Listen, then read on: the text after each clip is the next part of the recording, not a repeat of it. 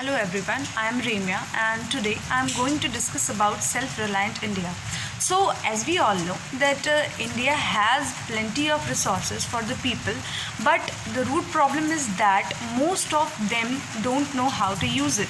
If we learn to utilize the resources in an appropriate way, we can make the best of them, and thus self-confident people can certainly make India self-reliant by taking advantage of government schemes.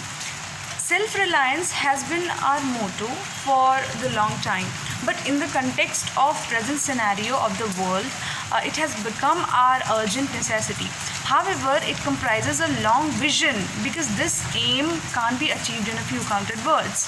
As we all know that the whole world is fighting against one of the most disruptive pandemic in the recent history, that is COVID-19. Each nation is working to save lives of their countrymen and at the same time to restore economic activity. As far as India is concerned, we have introduced many policies, schemes, innovations and ideas to tackle the problem of COVID and also to make India self-reliant. Prime Minister Narendra Modi himself launched Atmanirbhar Bharat mission in this period, which will make India independent in the field of manufacturing. To help the production, the government has announced an INR 20 lakh crore economic package under the Atmanirbhar Bharat. PM Narendra Modi also addressed the nation and urged people to become local for vocal. The Union Minister for Chemicals and Fertilizer, Sadhana Gowda, introduced 4 schemes to make India self-reliant in the production of 53 critical active pharmaceutical ingredients, APIs, or key starting materials, KSMs, and medical devices for which India is dependent upon imports now. He added that the schemes have been conceptualized for making India self-reliant in the pharma sector. We know that our markets had been full of Chinese commodities, and this resulted in our undesirable dependence on China. It affected our employment, production and home investment. It is surprising that even the idols of gods and goddesses, common toys, kites, incense sticks, important from China. Our import from China is much greater than our export. Taking this critical situation into consideration, several apps and import of commodities from China are banned. In the field of infrastructure also, many Chinese companies have been banned. Now the government is encouraging our youths to produce necessary materials domestically. It is giving a new jolt to our campaign Make in India.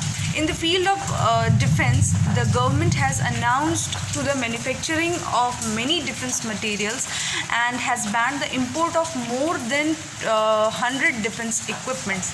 No doubt the policy of self-reliance is a miraculous attempt in the direction of making India socially and economically strong. But as it is in its initial stage, many hurdles are on the way. During national lockdown, millions of migrant workers returned to their native place, creating a great shortage of labor in manufacturing sector. Secondly, medical facilities are still beyond the reach of common people. In rural areas, even the beds are not available for patients. Many schemes are not known by people. If known, they are unable to implement it. Due to lockdown, many farmers, people of small industries are not able to generate money. The population residing in villages in many parts of the country breaking the social distancing rule. Due to continuous lockdown, thousands of industries, companies and shops have been shut down. It has caused unprecedented rise in employment. Millions of jobs have gone, and now the youths are forced to flock to other countries in search of jobs. To make India self-reliant, the central government has identified 5 types of pillars. So they are economy, infrastructure, system, vibrant demography, demand and supply. Considering these five pillars, there is still a lot of scope for the work in our country.